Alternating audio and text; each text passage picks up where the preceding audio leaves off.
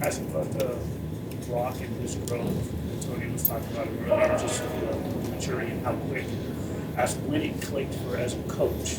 He said the day he walked in, for you as a veteran, when you see a young tight end like that, when it clicked for you?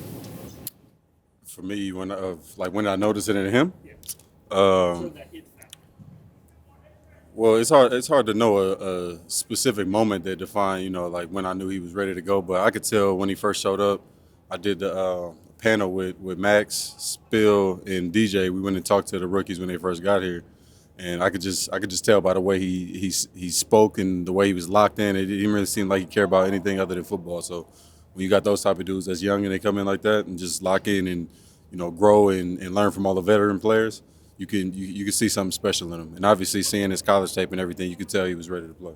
How were you able to break the ice with a kind of stoic guy like Brock?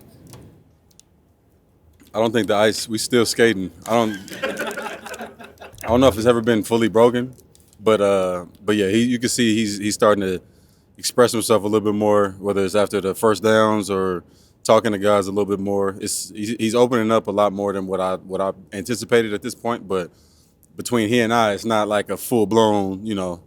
I don't think he's all the way comfortable yet, but he came a long way already for sure. Kind of like that, like, oh, this guy means business. Like, he's Yeah. not trying to make friends. Nah, I mean, I'm always down. If it don't really matter, if you can tell when somebody's trying to make friends and they about business, like that's fine too. But you can't just be trying to make friends and not be about your work and not be locked in and never had to worry about that with them. So yeah, you get both sides of it. But for the most part, I'd much rather a guy come in and be quiet and locked in the way he has. On the field, what's impressed you most with his skill set so far? Brock. I mean, he really doesn't have many weaknesses out there, man. I mean, he's the type of dude, and when I say many, I just don't want to say any because I don't want to, kill him like that, and then everybody say, oh. But yeah, he's the type of player. He's got speed, great size. I mean, he's a matchup nightmare for a linebacker, most safeties, and I think he can win on a lot of corners as well. So when you got that type of size and you can run block and fit in the whole scheme, you'll be playing a lot of plays in the league. How do you practice, or have you practiced that sideline toe tap catch where you're horizontal? How do you do something like that? You gotta those are the ones you just gotta be great in the moment and make it. It's not it's tough to simulate that because it'd be a lot of falling on the ground. We like to stay up as much as possible, but yeah, we just sometimes you get them and you just gotta make it with the one you get. So you're not watching the Smooth Criminal video with Michael Jackson and the leaning forward and all that? Not this. No, I used to be a big fan. I used to watch it all the time, but it's been a while. After the Ravens game, you said the offense still has a lot of room to improve, but is it encouraging that you guys were able to, even though things weren't perfect, figure something out and put together that run before?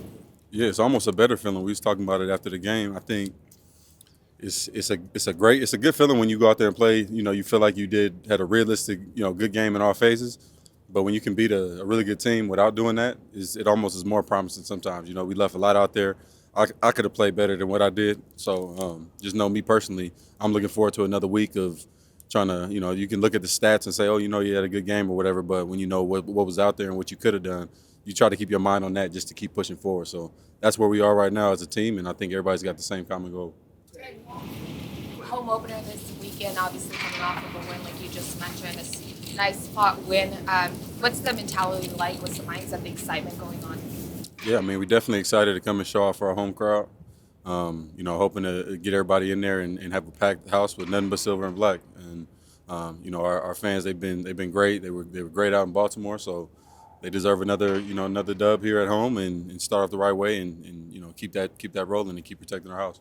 How important is it to, as a veteran, to sort of remind and instill the message this week that, hey, this week's Panthers could be last week's Raiders, where nobody expected the Raiders to win, nobody's expected the Panthers to win? Yeah, I don't think this team has that mindset where anybody's thinking, we just gonna go in there and roll over them or they're gonna lay down. It's not that type of team, really. I mean, they got a lot of good individual talent. The record has improved that they're, an amazing team, but things can change at any point. Like you said with us, nobody had us winning that game, and we went out and took care of it. It's not about how good you are; it's about how good you play. So that's really what it comes down to. If you play better than another team one day, then you're the better team that day. So we got to lock in and try to be better than we were last week. You talk about that catch on the sideline. At this point, you've made hundreds of great plays throughout your career. Is it still exciting? You still see all the memes, all the people passing around. Yeah. You still watch it on your phone. Yeah, no, I mean, I don't watch it too much. It's still the same when you watch it the 20th time. So I don't get too. I don't like to live in my successes, but it's always fun to get one like that. That you get your friends and everybody else. That for us, we make grabs where we diving on the ground all day and practice. They don't get to see most of the stuff. You go out there and you get maybe 5 to 10 opportunities to show people, but it's a little bit more routine than what people may think. It looks crazy and it looks good on the replay, but in live action, it's not necessarily easy to get the toes down and all of that. But to catch that ball, we like to come down with that every time. How important is the relationship that you and Garner have built and continue to build day to day to make those types of passes and to get hit in front of the ball? It's the most important thing that a quarterback and receiver can work on is their camaraderie together, and he's driven to keep working, and he's made a lot of progress, and we've made a lot of progress together. So far from where we want to be, but it's kind of a never-ending cycle of just trying to get better and working on our craft. From our perspective, it's like momentum played a bit, like the offense is built on itself, right? One play led to the next. Yeah. I don't know if that's true, but if it is, can that carry to a week, or you have to start something over the next week?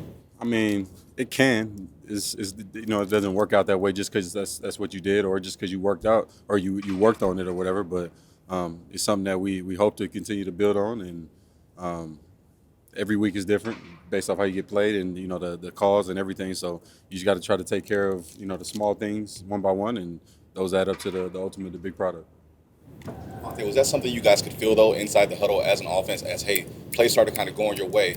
Was that something that you guys can feel as a unit that it was starting to go that way? Yeah, we know. I mean, this team, we've been talking about it for years now. I mean, obviously we've had different personnel over the past few years, but making plays is contagious. So anytime the defense goes out there and does it, that can shed something on. That's why you see sometimes, at least in 22, we throw a lot of shots after turnovers. They get a turnover and then we come out and try to throw a bomb on them to take advantage of that. It just does something for the team's morale when you see people making plays and you can go out there and have an opportunity to convert on it as well. So we trying to build on that. Will they play with additional pressure when that happens? When the defense is doing such a good job and you feel like there was that interaction right between Max. Yeah, no, there's no pressure involved in it at all. That's our job, and they're doing their job over there. So we know just in order to take pressure off of them more than anything, we got to do ours. Yes, sir. Cool. All right.